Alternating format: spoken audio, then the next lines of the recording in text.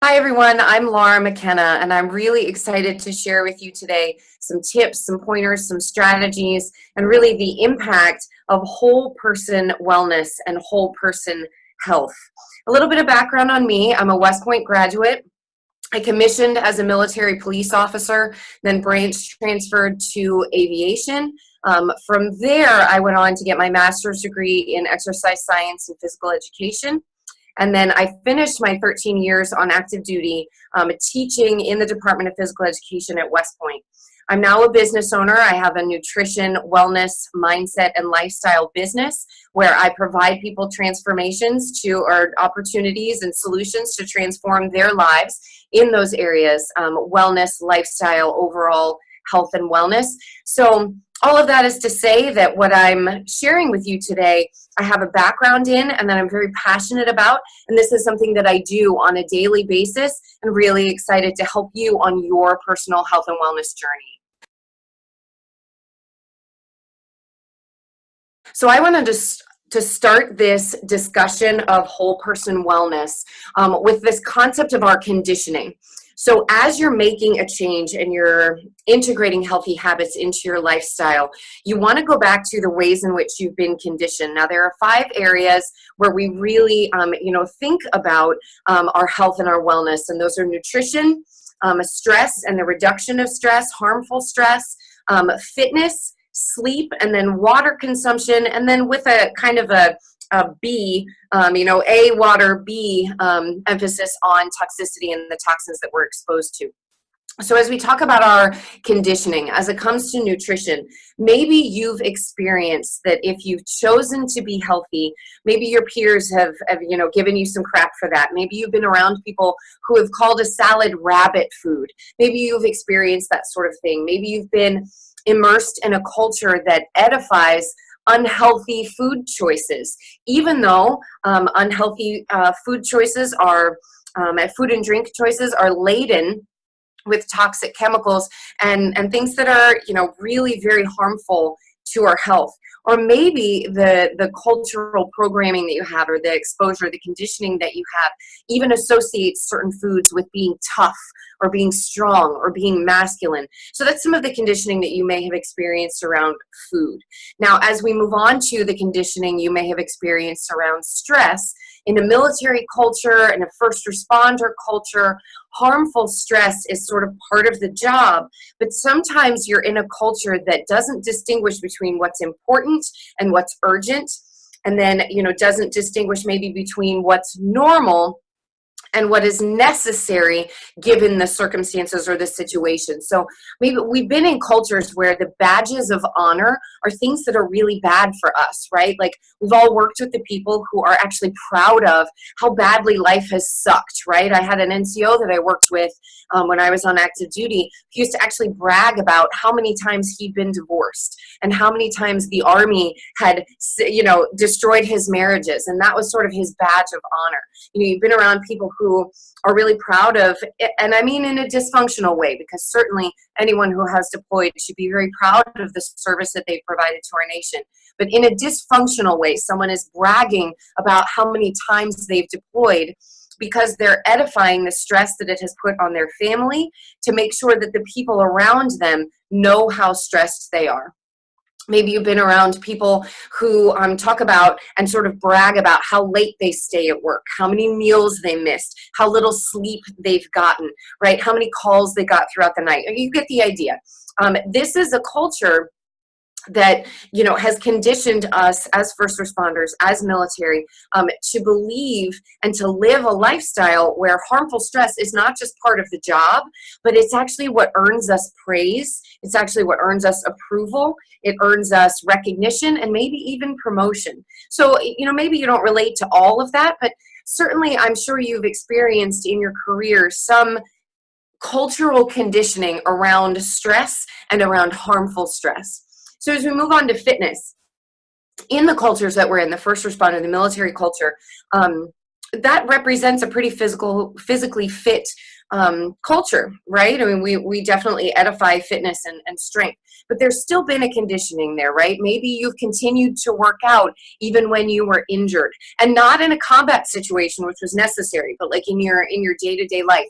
Or maybe you were in an organization that didn't truly value physical training. And so the workouts that were planned during physical training time were frankly not a very good use of your time. And so maybe you had to work out at lunch again and you took some crap for that. Or maybe as you've moved on from your career in the military, you've ended up in an environment where physical training or physical fitness are not a priority in that culture, and it's not well thought of for you to take the time either before work, over your lunch, or after work, to make the time to make fitness a priority. That can certainly be something that has contributed to your conditioning or your programming around exercise. Now, sleep. Okay, sleep is a topic, especially in the military. I think we've all heard the sleep is a crutch, right? Well, I'm here to tell you it's not a crutch. It's actually absolutely a valuable part of your fitness, your wellness, and your health. So back to those badges of honor, right? People bragging about how little sleep they got, or ridiculing others who are protective of their sleep, right? I was an aviator, right? So I was a Black Hawk pilot, and I mean, a day didn't go by that I didn't get crap from my ground peers about how aviators, we needed our beauty sleep, right? So maybe you've been in a scenario where you've observed or you've actually taken some crap for protecting your sleep because you recognize, the benefits of it. So while I acknowledge that that's necessary sometimes, especially if you've been in a combat scenario, you're out at a field exercise, that can be necessary, but it needs to not be your lifestyle and your habit.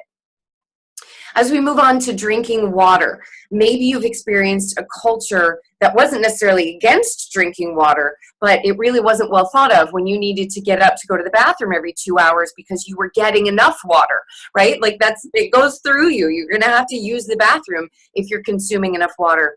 Or maybe you were in a culture where everybody was you hydrated, but you did so with, really unhealthy energy drinks or really unhealthy sports drinks. And I specify unhealthy because there are energy drinks and sports drinks that are healthy for you, and that you shouldn't necessarily look to cut out. But predominantly, when I was in the Army, it was, Monster, Red Bull, and I mean, those are awful for you. Maybe that's the sort of culture, that you were in. Or coffee. People are like, yeah, I hydrate. I drink 6 cups of coffee a day. None of those, while they certainly have their benefits, I'm a coffee drinker. I'm not against coffee. All of them have their ways where they're useful or their times where they're useful, but none of them are water. Water has such a powerful impact on our health. So now I want to move on to the effects of those unhealthy habits. So we talked about our conditioning, our programming, what we've been exposed to that has shaped the way we think about healthy wellness habits, the way we think about food, the way we think about sleep, the way we think about exercise or toxins or drinking water. So we've addressed now that conditioning that you might be up against as you look to make a change, even in your own thought patterns. And I want to really make a case for those healthy habits. So I'm going to go through topic by topic, and we'll start with nutrition. I don't really call anything a diet, right? A shark does not describe that it's on a seal or a sea lion diet, right? It's just like what it eats. So when I describe diet, I mean what you're fueling your body with. I mean what you're consuming physically, where you're getting your nutrition. And it's important to note that what we eat literally affects our DNA expression. Okay, what you are consuming, and I mean consuming in what you're intaking, what you're eating and drinking, but I also mean consuming what you're exposing yourself to, what you're thinking about, because our thoughts also impact our DNA expression. So back to nutrition, we'll get to that again later. What you consume actually impacts your cell's ability to do its job, right? Every cell has in it this innate intelligence where it knows what to do. It knows how to be a cell of that type until we take something in that changes the DNA expression, and that can cause dysfunction. So some things that, that are impacts of unhealthy eating, right? You're at an increased risk for obesity. You'll have a higher incidence of cravings and irritability. You'll experience chemical changes in the brain that increase the rate of depression and anxiety. You'll have issues with memory and learning.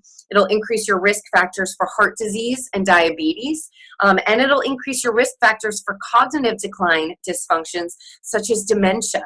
Now, this is real stuff, guys. When you think about your nutrition, you are literally creating disease in your body or creating health in your body. It's powerful stuff.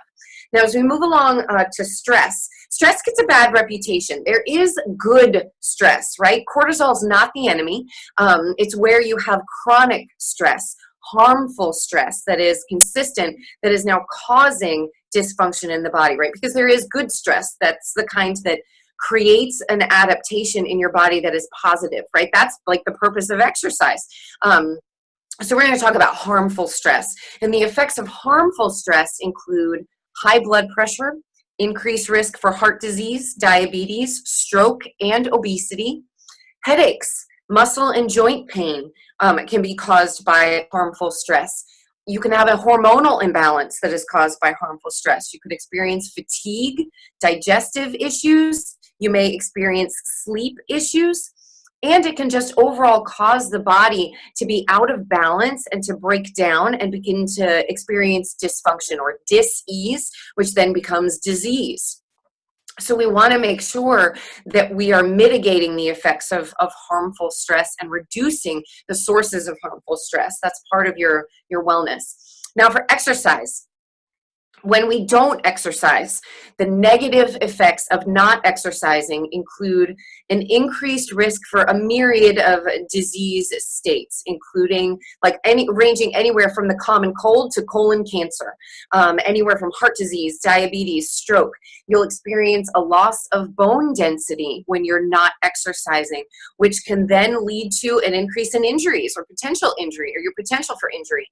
You can experience a hormonal imbalance just from not exercising. So, if your spouse is moody, support them getting to the gym, man. That's a big deal. It can make a big difference. When you're not exercising, you're at an increased risk for depression and other mood disorders such as anxiety.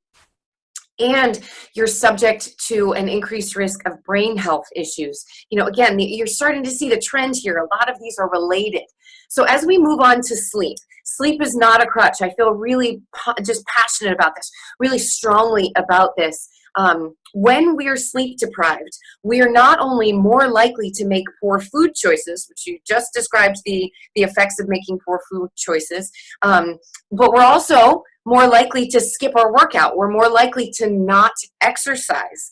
But some of the ill health effects of sleep deprivation or shortening ourselves on sleep, we become emotionally volatile, right? And remember that thinking and feeling, your thoughts impact your DNA expression, which means that by sleeping less or depriving yourself of sleep, take the logical chain, you're actually impacting your DNA expression through the impact that it has on your thoughts. You'll have a weakened immune system. It'll increase blood pressure, increasing the likelihood of weight gain. You'll have cognitive concerns such as memory issues, difficulty concentrating, difficulty learning, being creative, solving problems, right? These are all the things that, especially as a first responder, especially as a military professional or a former first responder military professional, we've got to be able to be creative, execute, branches and sequels, solve problems in a way that is mentally clear and focused. And sleep deprivation interferes with that. You're at an increased risk for diabetes and heart disease if you're sleep deprived, especially over time. Being sleep deprived increases inflammatory chemicals in the body. So an increase in inflammation, that achiness factor, right? Also, you'll experience a lower sex drive. If you're sleep deprived, you're much less likely to desire your partner. And you'll also just be kind of out of balance, right? And you can kind of see how these compound, right? Sleep deprivation makes you less likely to exercise. which decreases bone density. And then sleep deprivation increases your likelihood to be out of balance. And I mean like physically, like you'll experience poor balance. So you're more likely to fall. And since you didn't exercise, you're more likely to now break something because of that fall, because your bone density is not as dense as it would be if you were exercising. So these all contribute to one another. These habits, feed into each other, which is why it's got to be addressed as a whole person. Instead of, well, I'm just going to exercise more. Well, but you've also got to eat to fuel your body and your brain. You've got to get enough sleep. You've got to reduce the harmful effects of stress. You've got to take in water and reduce the toxic load on your body. You've got to do all of it. So when we talk about dehydration, I know when I was in basic training, it was drink water, all the time. And like that was the cure for everything, right? Like the cure for a headache, the cure for fatigue, the cure for everything was just drink more water. But when we don't drink enough water, there's a whole list of negative side effects. All of your organs have to work harder, all of them. Your heart being one of them. So your heart rate will increase as a side effect of being dehydrated. You'll become mentally sluggish, which we've just described is not a good thing. This also puts a strain on the body's filtration organs. So your kidneys, your liver, your skin, your lymph, all of these are affected by your being dehydrated, which also then, puts you at greater risk for things like kidney stones or liver damage, liver disease. Also, you're at a greater risk for joint injuries or joint pain because you've got decreased pliability in your joints because there's not enough water in your system. Also causes you to be potentially constipated. It's important to note that when you're constipated, you're also more likely to be moody. See how these all relate, right? So water consumption affects all of this. Drinking enough water or not drinking enough water also increases your cholesterol, increases your risk for higher cholesterol, which is a big deal. And then we want to talk for a moment about toxins. And this is kind of related to water because when we're consuming enough water, it's likely that we're flushing and we're helping our filtration organs to flush the toxins. Now, our environment is absolutely full of them. It's in the air we breathe. It's in the food we eat, especially if you're eating unhealthy foods that have, food dyes, artificial sweeteners, synthetic chemicals, harmful stimulants, partially hydrogenated oils, high fructose corn syrup. These are all things that we want to avoid, and they're in a lot of the foods that we're consuming when we're in a hurry. And we're usually in a hurry when we didn't get enough sleep or we're experiencing a lot of harmful stress. So all of the things, if we're not very careful and conscious about what we're eating and drinking, that also contributes to the toxic load on our body. Toxins are also in the personal care products that we're using, our lotions, our cosmetics, our shampoo. It's also in the cleaning products that we use in our homes, not to mention those deployment vaccines, right? Am I right? Anthrax, malaria, smallpox, that absolutely those are necessary, especially given the environments that required them. But they do increase the toxic load on the body. I mean, all of the above. Our bodies were really not designed to handle the toxic load that we're exposed to on a day-to-day basis. And the effects of toxicity in the body include things like irritability, low energy, fatigue, mental fog or mental sluggishness, weight gain, constipation, aches and pains, bad breath, skin reactions, right? You may have an issue with your skin, and then any issues with any of the body's filtration organs. So, the lymph, the kidneys, the liver, just to name a few. So we've talked about the impact of unhealthy habits in the areas of your nutrition, harmful stress, not getting enough sleep, not exercising, not drinking enough water or being dehydrated, and then the impacts of toxicity on the body. What I want to shift to now is kind of like, okay, now we've made a case for why being unhealthy and having unhealthy habits is not a good thing, but let's flip it, right? You're with Fireteam Whiskey because you've decided you're going to make a change to your health, your life, your lifestyle. So what do you feel? What happens in your body when you have these healthy habits? What's the impact of those healthy habits? So when you have those healthy whole person, holistic habits, which includes your nutrition, the reduction of harmful stress, getting enough sleep, exercising, drinking enough water, reducing the toxic load on your body, you'll overall improve your health. All of the things that I just listed, those not just states of dis-ease, but actually diseases, you'll reduce your risk factors for those, things like heart disease, diabetes, stroke, cognitive decline. You'll decrease your risk factors for all of those, which is so, so powerful. You'll sort of activate your cell's innate intelligence, which means, again, you don't really have to tell a cell what its job is. And so because you don't have to tell it what its job is, for the most part, we kind of just need to get out of our cell's way and not do anything that's going to interfere with its ability to do its job. It'll function optimally. And when your cells are functioning optimally, your organs are going to function optimally. And when your organs are functioning optimally, your body's going to function optimally. And overall, you're going to be healthier. But you'll also be happier. This decreases, when you incorporate healthy habits, this decreases your risk factors for depression and anxiety. But beyond that, on the flip side of that, you'll just have a general feeling of being more content, which is so, so powerful. It's more than what we want to avoid. It's about who we want to become.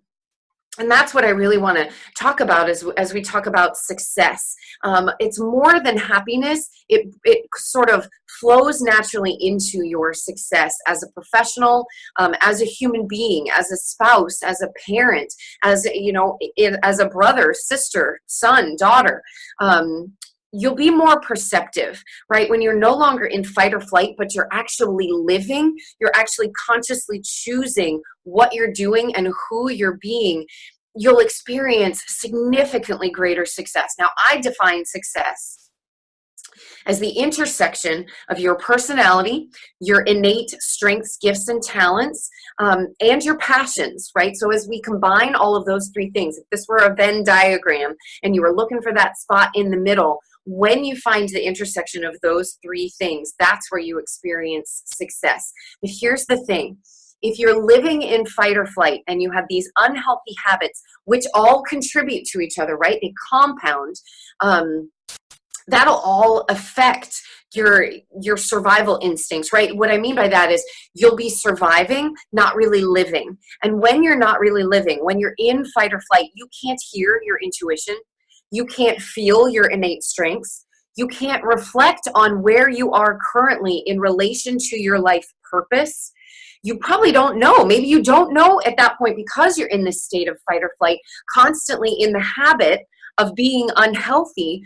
You may not even know what your purpose is because of that state of fight or flight, where your purpose is simply to survive. That's your purpose. And you may not really know what you're passionate about. I had a boss at one point who asked me what my hobbies were. And I was like, I'm a single mom with 2 children in the Army.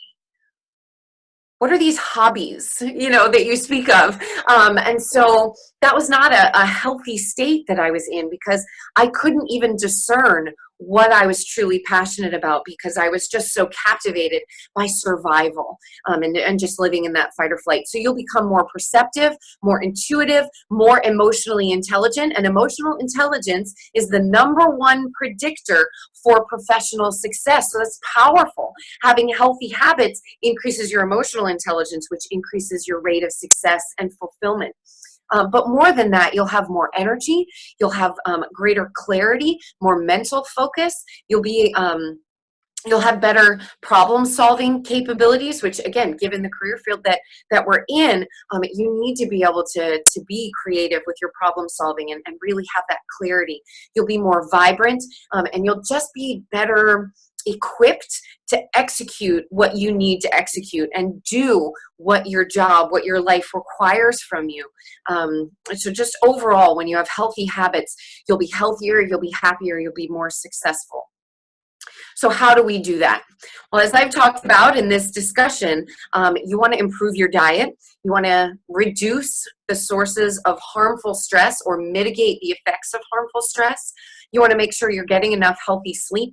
You want to make sure you're drinking enough water, and I mean water, not, other beverages, but actual water.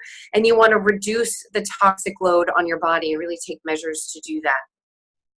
So you've identified that there's a gap between your current state and where you want to be, or the health you want to experience, the healthy habits that you want to have become your identity. In a later discussion, I'm going to discuss the steps for personal change. So how do I narrow the gap between I'm here with my current status, but I want to be over here with the goals that I have? We're going to talk about how to get from here to there next.